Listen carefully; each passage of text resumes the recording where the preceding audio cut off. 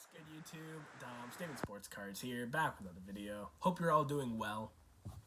Today's showcase is one that I'm really proud of. It's nostalgic to me, and it's something that wouldn't be possible without the influence of this YouTube card community.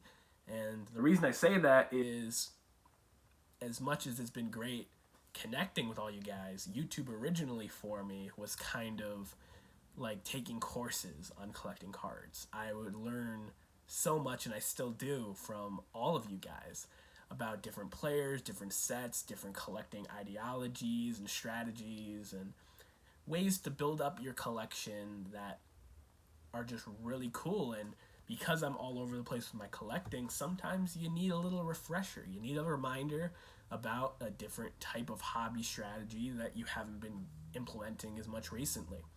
And that's very true to me.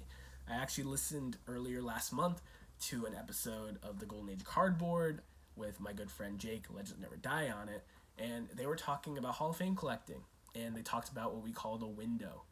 And it's just the era where a player is kind of heading towards retirement, and then they have to wait 5 years before they're eligible for the Hall of Fame, even if they're a slam dunk guy. And that's a time where the player's name's not in the limelight. You can buy up their stuff for reasonable prices before that Hall of Fame label gets slapped on their name, and everything gets jacked up. And in that video, Jake actually said that Adrian Beltre had the quietest 3,000 hit in recent memory. And while that is true, there's another player, the most recent member of the 3,000 hit club, that despite his cards going crazy when he accomplished his 3,000th hit and it being celebrated then, a lot has happened. We have short memories in this hobby. And as Aaron Judge passed Roger Maris's home run record, Albert Pujols came back from the dead and hit his 700th career home run. All these hot rookies came up and had these big seasons. Miguel Cabrera's 3,000 hit feels like it's a year or two ago, and it happened earlier this season. Miguel Cabrera, in my opinion, is one of the 3 best hitters that I've ever watched, and I didn't have his rookie card. I had missed the boat on it completely. And he's just an amazing hitter, amazing player, Triple Crown winner, MVP, and just a player that I have a ton of love and respect for. I only had parallels like this 2011 Topps Diamond Anniversary, which in my opinion is the best modern parallel. But I missed the boat on the rookies because I was just sleeping on it. I was collecting vintage and not worrying much about the modern at the time, and I missed out on a great card.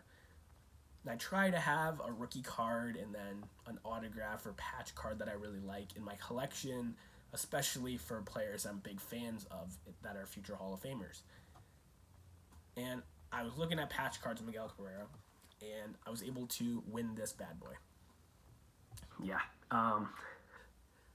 2020 Topps Tribute Miguel Cabrera on-card autograph patch, and it's a sick card, number to 50.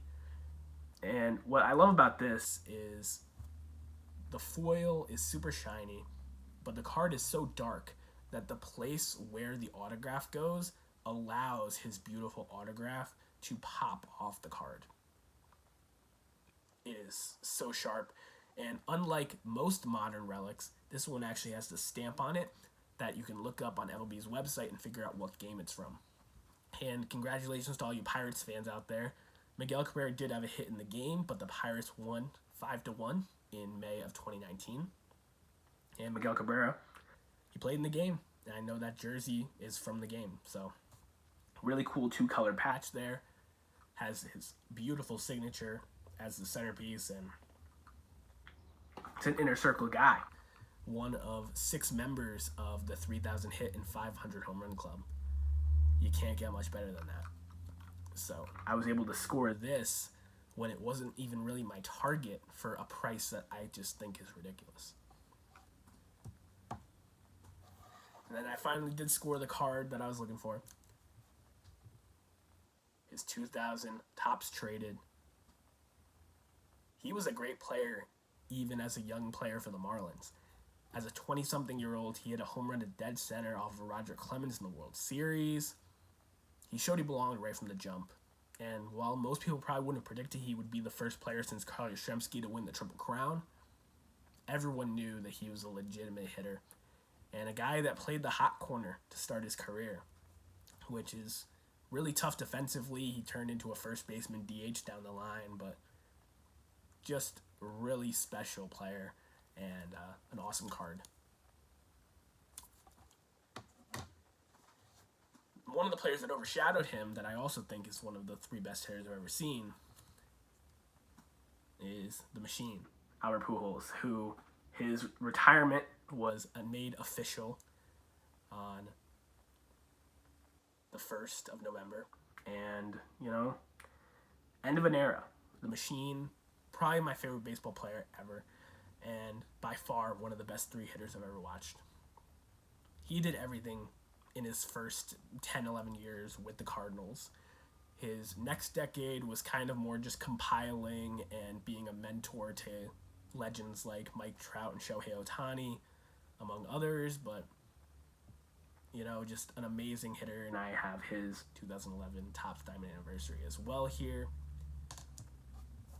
as well as this awesome 3-color patch that I scored at the National in a trade.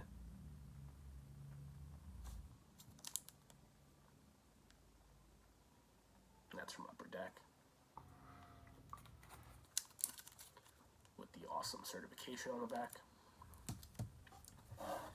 And I have Albert Pujols rookie that I scored from B-Roth 6 back when he was looking for work still, between his Angels and Dodgers tenure. And I got this beautiful PSA Near Mint 7. And Brian and I both looked at this card thoroughly.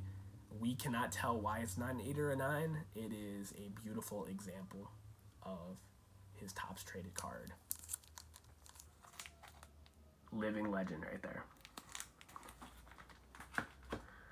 And the last player, since I'm doing this cool exercise, that I would consider one of the 3 best hitters I ever watched. Little hometown bias, but he really was an amazing hitter. And that is Big Papi, David Ortiz.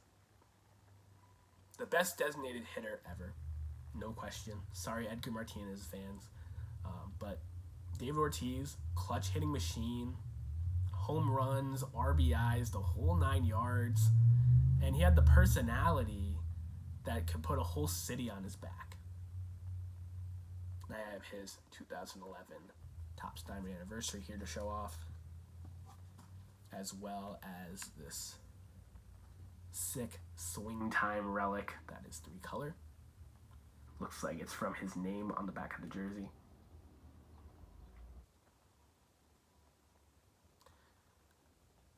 That's numbered to 50 on the back. And a card that I got way before he got inducted into Cooperstown because I knew he was a slam dunk is 1997 Ultra David Arias. I love the foil name at the bottom. Half grades are sneaky, guys. I got this 8.5 for a little bit less than what 8s were going for at the time. And this card goes for more than what 9s were going for when I got it. So, really happy with that purchase.